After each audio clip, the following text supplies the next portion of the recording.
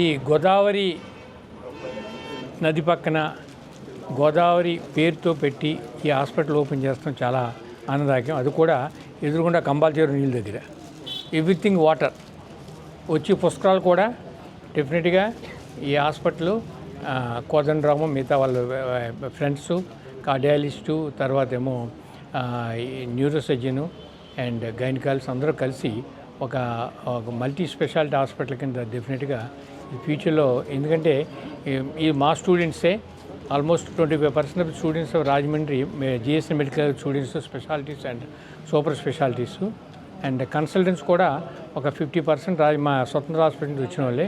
అందువల్ల రాజమండ్రి సంసారపక్షమైన practice, not like other places.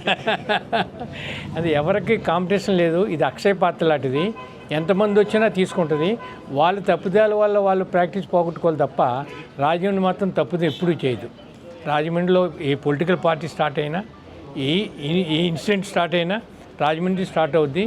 డెఫినెట్గా క్వాలిటీ సర్వీస్ ఇవ్వాలని చెప్పి వీళ్ళు కోరుతున్నారు. Thank you all.